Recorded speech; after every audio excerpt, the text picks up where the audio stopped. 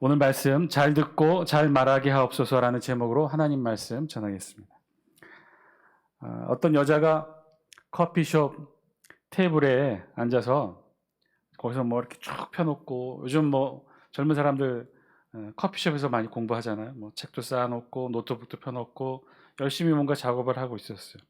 한참을 작업을 하다가 이 여자가 화장실을 가려고 했던지 자리에서 일어나려고 하는데 그만 책상에 있는 책들을 위험하게 쌓아놨는데 그게 다 쏟아져 버린 거예요. 커피잔도 쏟아지고 노트북까지 쏟아져서 와장창창 다 쏟아진 거예요. 그랬더니 주변 사람들이 이렇게 좀 있었으니까, 다른 사람들이 먹고 있었으니까 미안해서 그런지 연신 이 여자가 죄송합니다 죄송합니다 하고는 빨개진 얼굴로 서둘러 막 이렇게 책도 줍고 바닥을 청소하고 있었어요. 창피하기도 하고 또 화도 나고 또 부끄럽기도 하고. 그런데 바로 옆 테이블, 제일 많이 피해를 입으셨을 바로 옆 테이블에 앉아 계셨던 나이 지긋한 할머니 한 분이 이 처자에게 이렇게 말하더랍니다. 아이고, 그래도 다행이다. 아가씨가 넘어진 게 아니어서 정말 다행이다. 그 말 한마디 듣는 순간 어떻게 됐을까요? 당황하고 화나고 빨개진 얼굴이 사그러들면서 여자가 차분하게 정리하고 또 돌아서서 다시 한번 고맙다고, 감사하다고, 죄송하다고 인사말을 하게 되었답니다. 사실 말 한마디가 우리에게 미치는 영향이 굉장히 크죠. 어떤 말은 우리에게 마음을 화도 녹이게 하고요. 또 어떤 말은 불편했던 우리의 마음에 새 힘이 되기도 하고, 그런 것이 말의 힘이라는 것이죠. 어느 집에서 가족들과 함께 제주도로 여행을 갔다고 해요. 여행을 가면 늘 그렇지만 주로 우리 좋은 관광지 찾아가기도 하지만 또 좋은 맛집도 찾아가잖아요. 이 가족은요, 이 제주도에 있는 유명한 맛집 치즈케이크 집을 물어보러 갔어요. 하멜 치즈몽이라는 치즈케이크 집이라는데, 저도 이 기사를 보면서 처음 알게 되는데요. 저렇게 생겼답니다. 보기만 해도 맛있겠죠. 근데 굉장히 유명한 맛집이래요. 워낙 맛집이라 늦게 가면 동이 나서 살 수가 없대요. 또 사는 것도 한 사람이 많이 살 수 있는 게 아니래요. 1인 최대 분량이 1인 한 박스. 그래서 이 집을 갔는데, 이 가족들이 이 집을 찾아서 갔는데 마침 또 줄이 길어요. 그래서 한 40분에서 1시간 가까이 기다렸나? 그래서 겨우 자기 앞에 왔는데, 자기 앞에 보니 남은 재고 물량이 딱 2박스밖에 없다는 거예요. 뒤를 돌아보니까 한 3팀은 더 기다리고 있는데, 이곳 가게 원칙이 1인 1박스 이상 주문이 어려워서 이 주인이 이 가족들에게 이렇게 물었답니다.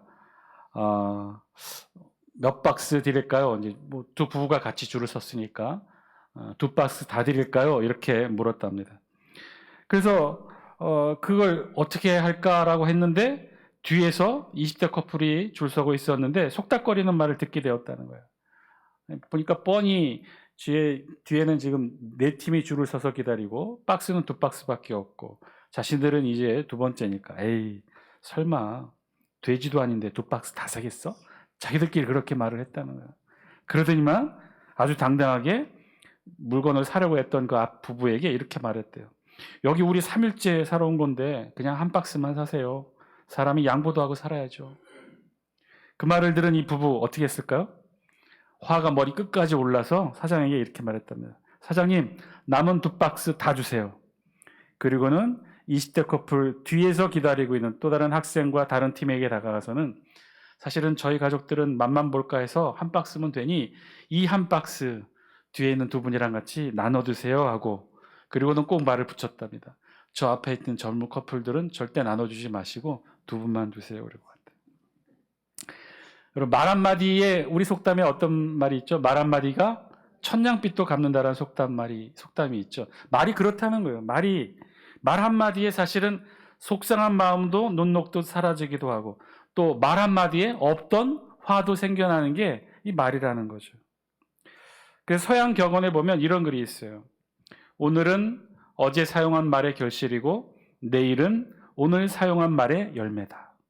우리 삶이 그렇다는 거예요. 호수에 돌을 던지면 파문이 일듯 그 말의 파장이 개인의 운명을 결정한다. 이런 소양의 격언이 있는 것처럼 우리에게도 그렇다는 거예요. 말이 그저 단순히 소리만이 아니라는 거죠. 우리도 경험을 통해 돌이켜보면 이런 말들의 의미를 되새겨보게 되죠. 그래서 말에는요, 우리가 어떤 모르는 힘이 있는 것이 분명해요. 말은, 그래서 인간의 말은 소리와 다르다는 거예요. 우리 주변에 들려지는 소리가 많이 있죠. 뭐 새소리도 있고 물소리도 있고 바람 소리, 나뭇잎 소리, 수많은 소리가 있는데 그런 소리들과 달리 사람의 소리, 이 말은 다르다는 거죠. 어떤 특별한 의미와 힘을 갖게 된다는 거예요. 그 말은 그래서 때로는 사람을 변화시키고, 말은 때로는 그 환경의 미래와 운명까지도 영향을 미치게 하는 것이 말이라는 거예요. 한 학생이 공부를 하는데 책상 앞에 다음과 같이 써놓고 늘 공부할 때마다 이렇게 써놓은 말을 읽었대요. 거기 뭐라고 써놨느냐? 나는 미래의 대통령이다. 공부할 때마다 나는 미래의 대통령이다. 그러고 공부를 했어요. 이 학생의 이름이 뭘까요? 김영삼 대통령이라고 합니다. 실제로 되었죠. 말은 소리가 아니라 영향력이 있는 그 어떤 것이라는 거예요. 어느 책에 그래, 사랑하는 아내를 위한 보약이라는 말 한마디라는 글이 있었어요. 그러니까 남편이 아내에게 이렇게 말하면 그 말은 말이 아니라 뭐가 된다는 거예요? 보약이 된다는 거예요. 여러분들도 한번 해보실래요? 요거는 보약 한 첩짜리 말이래요. 한번 따라해 볼까요? 당신 왜 이리 예뻐졌어? 한번 해보시죠. 보약 한 첩짜리래요. 요즘 보약 한 첩이 얼마죠? 한 15만 원, 20만 원 하지 않나요? 두 번째 말은 당신 기도 덕분이야. 다 당신 기도 덕분이야. 한번 해보시죠. 다 당신 기도 덕분이야. 옆에 분들에게 한번 해보시죠. 당신 못하는 게 없네. 요거 보약 한 첩짜리, 보약 두 첩짜리. 요거 좀 셉니다. 요거는 이제 마음을 굳게 먹고 하셔야 돼요. 꼭 이거 아무한테나 하면 안 돼요. 꼭 부인한테, 배우자에게, 아내에게만 하십시오. 당신 웃을 때 보면 사춘기 여고생 같아. 보약 두 첩짜리. 그 다음에 요건 좀 셉니다. 산삼 한 뿌리. 진짜 이건 배우자에게만 하셔야 돼요. 아내에게만 하셔야 돼요. 길 가는 처자에게 하시면 안 됩니다. 난 아직도 당신만 보면 마음이 막 설레. 제가 보지 말아야 되는데 이 말을 하자마자 고개를 푹 숙이시는 권사님 보게 되었네요. 한 가지 더, 산삼 한 뿌리와 같은 보약의 말. 당신 잠든 모습은 천사 같아. 그러니까 말은 소리가 아니라는 거죠. 학자들의 연구에 의하면, 그래서 말에는 에너지가 있다고 해요. 에너지. 그러니까 말은 그냥 소리여서 공기 중에 울림으로 사라져버리고 마는 것이 아니라 여기에는 에너지가 담겨 있다는 거예요. 에너지는 입자와 파동으로 무언가 남겨지는 거죠. 구체적인 물질적 형태로 남겨지게 된다는 거예요. 그래서 말은 하면 공기 중으로 소리처럼 사라져버리는 게 아니라 뭔가 남기게 된다는 거예요. 입자가 되기도 하고 파동이 되기도 하고, 그래서 그 말을 한 사람과 말을 들은 대상, 그 사람에게 어떻게 된다는 거예요? 영향을 미친다는 거예요. 어떤 영향을 미친다는 거예요. 그래서 입에서 나온 말은요, 에너지가 되어 사라지지 않고 그 대상 주위를 맴돌게 된다는 거예요. 그러면요, 이 말의 에너지를 가장 많이 영향받는 사람이 누구일까요? 말을 하는 사람일까요? 말을 듣는 사람일까요? 말의 에너지만으로 볼 때 그 사람은요, 그 사람이 하는 말의 에너지들로 둘러싸이는 사람이에요. 말을 할 때 어떻게, 누가 먼저 제일 많이 듣고 제일 먼저 듣게 될까요? 말을 하는 사람이에요? 말을 듣는 사람이에요? 말 듣는 사람 때로는 귀가 잘 어둡기도 하고 저처럼 잘 말귀를 못 알아듣는 사람도 있잖아요. 그런데 말을 제일 많이 먼저 듣고 제일 많이 듣고 제일 많이 영향을 받게 되는 사람이 누굴까요? 말하는 사람 자신이에요. 말할 때 그 말이 먼저 내 몸을 울리고 나오잖아요. 내 몸이 제일 많이 들어요. 제일 먼저 듣고. 그게 축복의 말이고 감사의 말이고 기쁨의 말이면 축복과 감사의 기쁨이 제일 먼저 내 몸이 영향을 받게 된다는 거죠.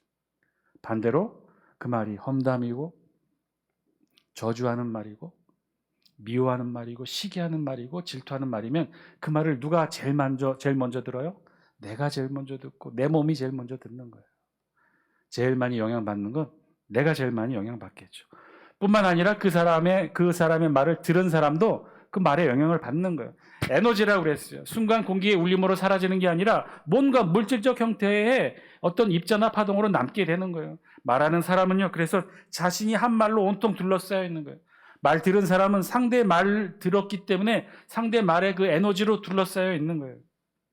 누군가 그 사람을 만날 때 그래서 상대를 제일 먼저 느끼게 되는 게 그런 거죠. 그 사람이 어떤 말을 했고 어떤 말의 에너지들로 둘러싸여 있는지, 그 사람이 평상시에 감사의 말을 하고 기쁨의 말을 하고 즐거움의 말을 하고 누군가 격려하는 말들을 많이 했으면 그 사람 주변에는 그 온통 그 기쁨과 감사와 즐거움의 말의 에너지들로 덕지덕지 붙어 있는 거예요. 그래서 그런 사람들 가까이 다가가면 어떻게 해야 돼요? 말 한마디 하지 않아도 그저 눈빛만 보고 가까이 다가가만 가도 우리에게 어떤 느낌이 있어요? 기쁨과 감사와 고마움의 느낌이 있게 된단 말이에요. 에휴, 목사님, 그런 거짓말이 어디 있어요? 왜 없어요, 여러분? 한번 경험해 다 보셨잖아요. 그런 고마움과 기쁨과 감사하는 사람 말을 많이 하는 사람 곁에 가면 나도 기쁘고 즐겁잖아요. 반대로 늘 불평만 하고 늘 험담만 하고 늘 안 좋은 소리만 하면 아예 그 사람 가까이 다가가기도 싫지 않습니까? 우리 인간의 마음 아닌가요? 그게 다 이유가 있다는 거예요. 말이 그저 공기 중에 흩어져 버리고 사라지는 게 아니라 남아있게 된다는 거예요. 제일 많이 남는 건 누구예요? 말한 사람 당사자가 제일 많이 남겠죠. 좋은 말, 축복의 말, 감사의 말을 많이 하는 여러분 되시기를 주의 이름으로 간절히 축원드립니다. 그런 사람들은요, 표정도 틀려요. 그런 사람들에게 늘 좋은 느낌의 에너지가 뿜어져 나와요. 그러니 그런 사람들 만나는 우리도 기분이 좋아지는 거죠. 반대로 불평하고 안 좋은 말하고 늘 지적하고 늘 평가하고 늘 판단하는 사람 곁에는요, 사실 가기도 싫을 뿐더러 그 사람 앞에 있으면 주눅 들지 않습니까? 또 어떤 말을 할까 두렵기도 하고요. 그래서 긍정적인 말의 힘이라는 책에서 저자는 이렇게 말해요. 천사와 악마의 차이는 모습이 아니라 그가 하는 말이다. 천사는 천사의 말을 하고 악마는 악마의 말을 하기 때문이다. 여러분, 우리는 어떤 말을 하고 살아가고 있을까요? 우리의 몸에서는 어떤 말의 흔적들이 느껴지게 될까요? 사랑, 감사, 축복, 은총, 은혜, 이런 말의 흔적들이 우리에게 묻어져 나올까요? 아니면 불평, 불만, 험담, 욕설, 변명, 모함, 그런 말들이 이렇게 덕지덕지 붙어 있을까요? 우리는 어떤 말의 흔적들로 둘러싸여 있을까요? 오늘 우리 본문 레위기 24장 말씀을 우리 살펴보고 있습니다. 18장부터 20장까지는 일반 백성들의 성결에 관한 규례고요. 21장부터 22장까지는 제사장 성결에 관한 규례, 그리고 23장부터 25장까지는 각종 절기에 관한 규례들을 우리가 쭉 살펴보고 있고, 그 중에 우리가 24장 말씀을 쭉 우리가 살펴보고 있습니다. 24장 우리가 그래서 지난번에 살펴봤던 1절에서 9절까지에 있는 말씀은 성막, 성소에 비치되어야 될 등잔과 그다음에 진설병에 관한 규례에 대해서 우리가 살펴보았죠. 그리고 10절부터 오늘 우리가 본문으로 삼았던 16절까지에 있는 말씀은 이 절기에 관한 말씀이 기록된 내용 중에 아주 특별한 사건 하나를 우리 성경에 기록하고 있어요. 그것은 신성 모독자 처벌 규례에 관한 제정을 우리 성경에 기록하고 있어요. 오늘 사건은 그래서 10절 말씀으로 시작합니다. 우리 10절 영상을 통해 같이 한번 읽습니다. 시작. 이스라엘 자손 중에 그의 어머니가 이스라엘 여인이요 그의 아버지는 애굽 사람인 어떤 사람이 나아가서 한 이스라엘 사람과 진영 중에서 싸우다가. 평범해 보이는 문장 같아 보이지만 이 10절 말씀은 굉장히 특이하고 이례적인 말씀으로 시작합니다. 왜 그런가요? 우리 성경에서 보통 사람을 소개할 때, 그 사람의 계보를 소개할 때 부계를 먼저 소개합니까? 모계를 먼저 소개합니까? 부계예요. 모계는 아예 소개도 안 하는 경우가 많죠. 부계 중심으로 소개를 하는데 지금은 누굴 먼저 설명하고 있는 거예요? 어머니를 먼저 설명해요. 이스라엘 여인이요 그의 아버지는 애굽 사람인 어떤 사람이. 왜 그랬을까요? 이유는 단 하나. 어머니는 이스라엘 사람이지만 아버지가 애굽 사람, 이방 사람이기 때문에 어머니의 모계를 먼저 설명했던 거죠. 자, 그런데 이 사람이 어떻게 되었다는 거예요? 애굽 사람과 싸우게 되었다는 거예요. 근데 어떻게 싸웠느냐? 아주 심하게 싸웠다는 거예요. 그래서 어떤 죄를 짓게 되었느냐? 이런 죄를 지었대요. 11절 영상을 통해 같이 한번 읽습니다. 시작. 그 이스라엘 여인의 아들이 여호와의 이름을 모독하며 저주함으로 무리가 끌고 모세에게로 가니라. 그의 어머니의 이름은 슬로미시요 단지파 디브리의 딸이었더라. 아멘. 여호와의 이름을 모독하고 저주했다는 거예요. 그리고 이어지는 말씀에서는 그래서 이 사람의 정확한 계보를 설명하죠. 누구 먼저 설명해요? 어머니를 먼저 설명해요. 그러니까 아버지가 이방인 애굽 사람이니 이방인 애굽 사람을 설명할 필요는 없겠죠. 그래서 어머니를 설명합니다. 어머니가 이스라엘 여인이고 그리고 그의 어머니의 이름은 슬로미시고 단지파 디브리의 딸이더라. 그러니까 단지파 디브리의 딸의 아들이 오늘 이 죄를 지었다는 거예요. 여호와 하나님의 이름을 모독하고 저주하는 죄를 지었다는 거예요. 아버지가 애굽 사람이므로 혼혈이라는 것이고 이방인이라는 거예요. 계속해서 말씀드리지만 전에도 말씀드렸지만 이스라엘 민족은 혈연 공동체가 아니라고 그랬죠. 이스라엘은 신앙 공동체라고 그랬어요. 지금도 이스라엘은 유대 민족은 마찬가지입니다. 지금도 혈연 공동체가 아니에요. 지금은 더하겠죠. 수천 년간 흩어져 살았으니 아마 유전자 조사를 하면 일치되는 유전자가 많이 없을 거예요. 지금도 마찬가지로 누구든지 유대인이 될 수가 있어요. 신앙 공동체 유대교회에 입교하면 유대인이 될 수 있습니다. 그리고 실제로 지금 유대인들 구성을 보면 다양해요. 흑인도 있고요. 아시아 계통도 있고 그래요. 자, 이것은 혈연 공동체이기 때문에 그렇고 그 출발 자체가 애굽에서의 출발에서부터 그렇습니다. 물론 시작은 하나의 혈연으로 시작했죠. 아브라함, 이삭, 야곱, 요셉과 함께 12형제로 시작한 것이 맞습니다. 그런데 애굽에서 시간이 흐른 뒤에 출애굽 당시 모세를 따라온 이들은 대부분 히브리인들로 이 모세, 아브라함, 이삭, 야곱의 혈통에 이들과 함께 같이 노예 생활을 했던 이방 민족들이 함께 출애굽하게 나옵니다. 그래서 우리 출애굽기에 보면 이들을 통틀어 잡족이라고 표현을 하게 되죠. 그래서 오늘 우리 본문에 의하면 이런 사람들이 많이 있었다는 거죠. 이스라엘 사람, 어머니는 이스라엘 사람, 아버지는 애굽 사람.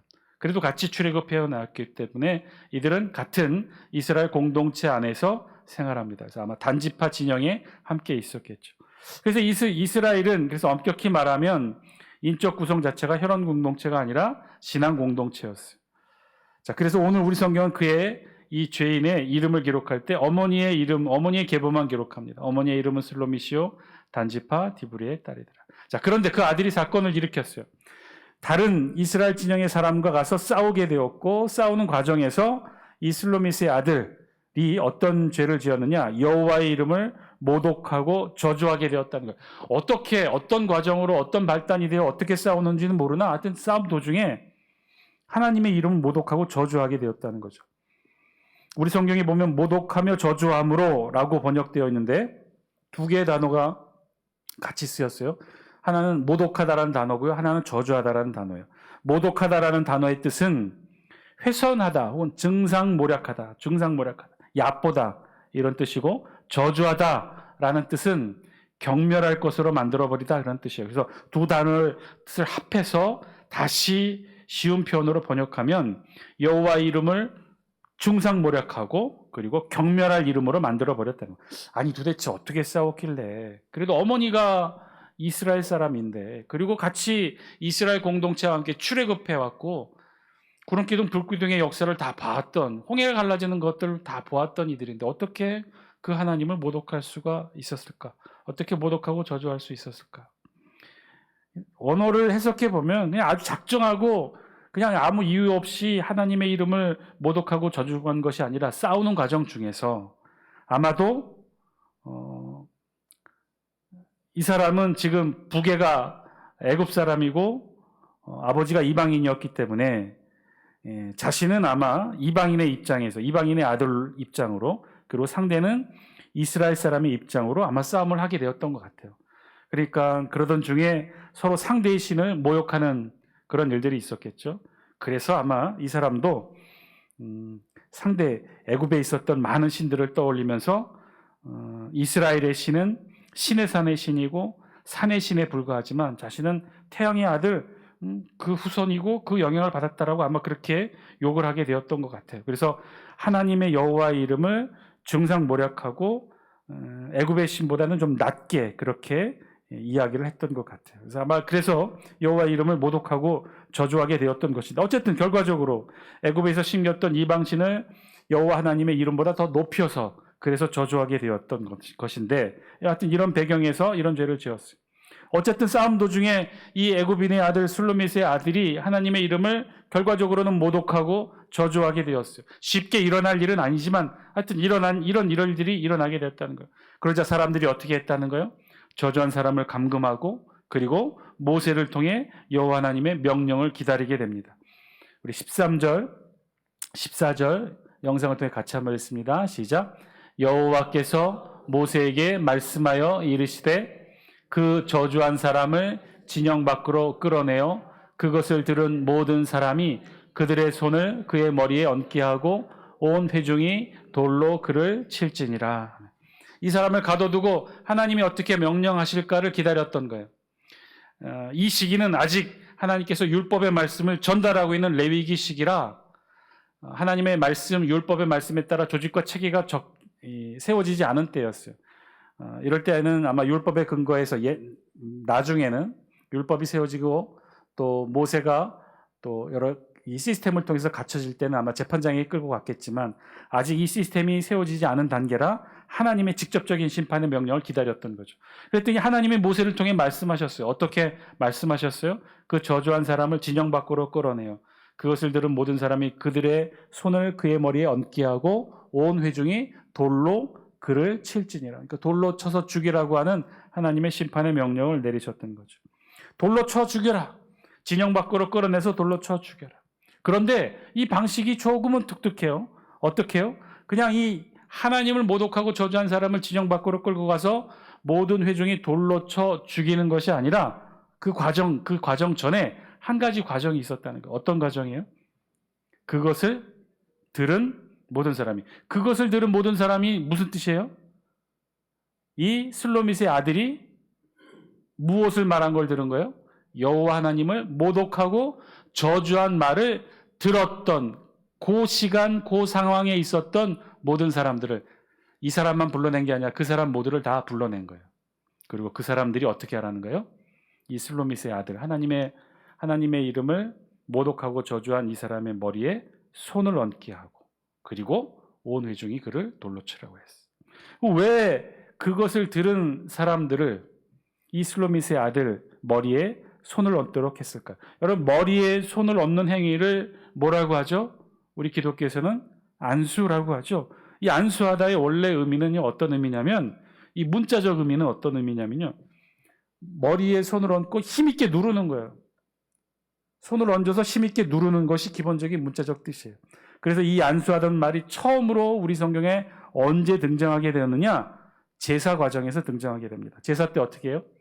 헌제자가 제물을 가지고 오죠. 소나 양이나 염소를 끌고 옵니다. 그래서 끌고 와서 하나님 앞에 제물을 바칠 때 어떻게 하죠? 헌제자가 소나 양이나 염소의 머리에 손을 얹죠. 이게 안수하는 거예요. 손을 얹을 때 어떻게 해요? 이 짐승이 도망가지 못하게, 움직이지 못하게 꽉 누르는 거예요. 힘있게 눌러서 못 움직이게 하면서 어떻게 해요? 이 제물을 하나님께 바치는 거죠. 그때 사용했던 몸동작이 바로 이 안수하다라는 거예요. 그러면 이 안수의 문자적 의미는 힘있게 누르는 것이고, 신학적 의미는 뭔가요? 신학적 의미는 제물과 이 헌제자를 일치시키는 거예요. 일치시켜서 어떻게 하는 거예요? 자신의 죄를 이 동물에게 전가시키는 거예요. 이게 안수하다의 신학적 의미예요. 힘있게 눌러서 자신과 이 동물을 일치시키고 자신의 죄를 이 동물에게 전가시키는 거예요. 이게 안수의 기본적인 의미예요. 지금 그 행위로 돌로 쳐 죽이를 하나님의 이름을 모독한 자에게 머리에 손을 얹어 안수하게 했다는 거예요. 누가 이 머리에 안수하는 거예요? 누가 안수하는 거예요? 모세가 안수하는 거예요? 제사장이 안수하는 거예요? 아니에요. 이 사람이 여호와 하나님의 이름을 모독하고 저주한 소리를 들은 사람들 모두가 머리에 손 얹고 안수하게 한 거예요. 이 사건 현장 속에 있었던 사람, 하나님의 이름을 모독하고 저주했던 그 소리를 들었던 모든 사람들을 하나도 빠짐없이 다 불러나와 이 심판의 자리에 서서, 그 사람과 함께 서서 이 저주한 사람의 머리에 손을 얹어 안수하라는 거죠. 왜 그랬을까요? 왜 이런 방식으로 하나님께서 심판을 명하셨을까요? 이 말씀의 의미는 직접적으로 하나님을 모독하고 저주한 사람뿐만 아니라 그 하나님을 모독하고 저주한 소리를 들은 사람에게도 뭐가 있다고 판단하신 거예요?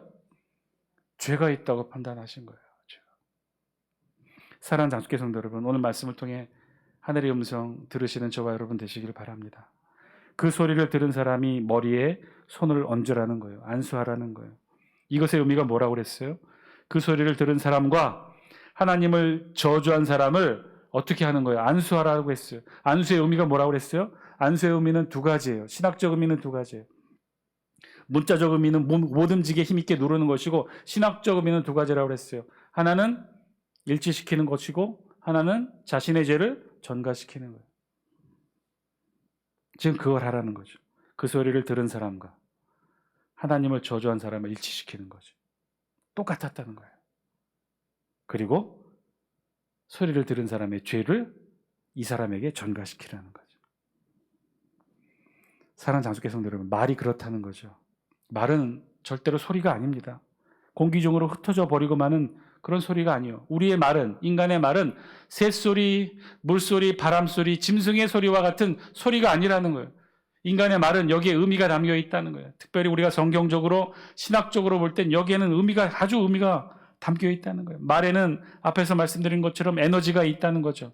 좋은 말, 축복의 말, 감사의 말에는 그 말의 의미와 함께 그 말의 에너지가 실리게 된다는 거예요. 저주의 말, 불평의 말, 험담의 말에는 그 말의 의미처럼 저주와 불평과 험담의 에너지가 실리게 된다는 거예요. 그러니 하나님을 모독하고 저주하는 말을 했던 사람뿐만 아니라 그 소리를 들었던 모든 사람에게도 그 말의 의미가 전해졌다는 거죠. 에너지의 형태로 묻어나게 되었다는 거예요. 영향을 받았다는 거예요. 하나님을 모독하고 저주하는 그 모독의 에너지, 저주의 에너지가, 험담의 에너지가, 무시하고 폄하하는 그 에너지가 주변 사람들에게도 전달이 되었다는 거예요. 묻어나게 되었다는 거예요. 그래서 똑같이 하나님을 모독하고 저주했던 술로밋의 아들과 똑같이 하나님을 모독하고 저주하는 그 죄악의 에너지에 같이 묻어나게 되었다는 거예요. 그러니 그들도 심판받는 슬로밋의 아들 심판하는 그 자리에 함께 나와서 그 죄를 함께 일치시키고 전가시켰던 거죠. 14절 함께 읽습니다. 시작.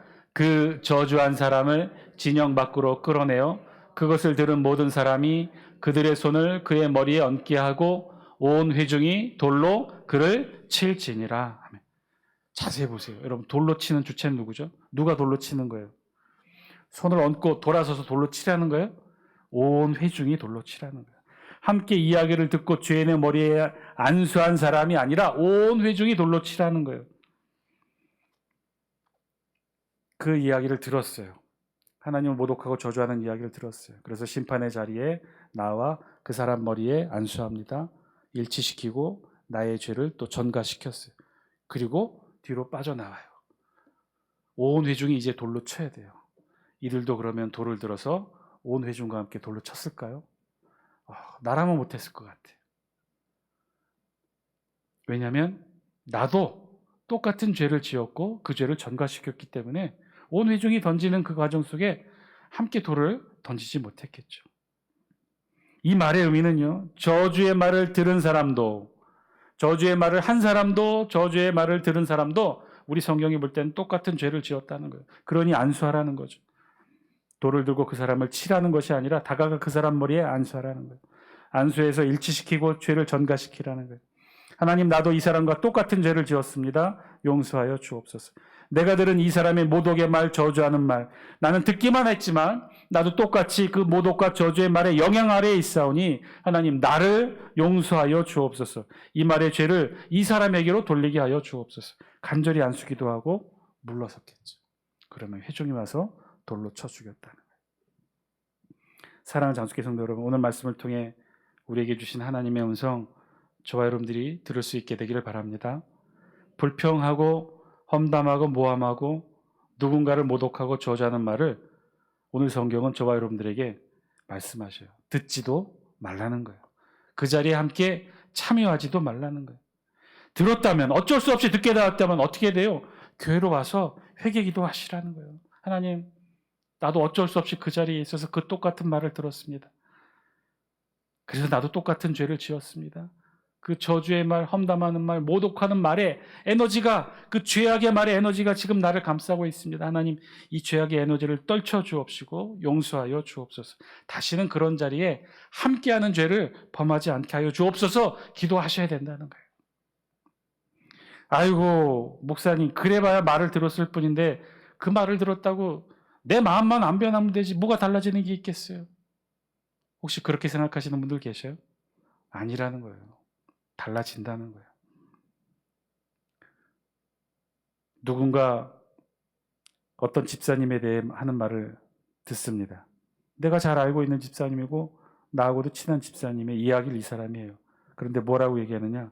아이고, 그 집사님 알고 보니 손버릇이 나쁘대. 자꾸 그 집사님 주변에 물건들이 없어져. 이야기를 들었어요. 동의하지는 않고 동조하지도 않고 그렇다고 생각하지도 않아요. 그런데 들었어요. 그리고 그 집사님을 만나요. 그럼 내 모습이 이전과 듣기 전과 들은 이후에 변화가 있을까요? 없을까요? 자꾸 내가 그 사람, 그 집사님 앞에 가면 자꾸 지갑을 챙긴다는 거예요. 내 지갑을 챙기게 된다는, 내 물건을 챙기게 된다는 거예요. 여러분, 영향이 없는 것 같지만 영향을 받게 된다는 거예요. 왜냐하면 말은 에너지니까. 그 말에는 그 말의 의미가 담고 있는 에너지가 전달된다는 거예요. 사랑하는 장수께 성도 여러분,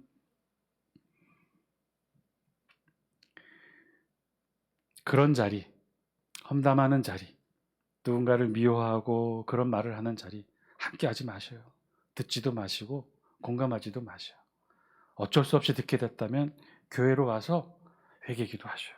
하나님, 그런 말을 어쩔 수 없이 들었는데 그런 말에 영향받지 않게 하여 주옵소서. 그 죄악의 말에, 험담하는 말에, 누군가를 미워하는 말에, 시기하는 말에 영향받지 않게 하여 주옵소서. 들은 말을 사하여 주옵소서. 잊게 하여 주옵소서. 간절히 기도하시기 바랍니다. 그렇지 않으면 우리도 똑같다는 거예요. 말을 하지 않았지만 그 말을 듣게 되는 순간 우리도 똑같은 죄의 굴레에 씌울 수밖에 없다는 거예요.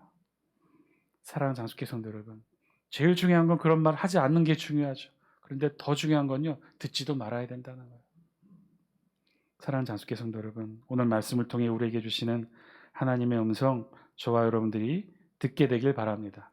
그래서 축복의 말, 감사의 말, 좋아하는 말, 섬김의 말, 위로의 말, 격려의 말, 이런 말들로 가득 차는 저와 여러분들 되시기를 주의 이름으로 간절히 축원드립니다.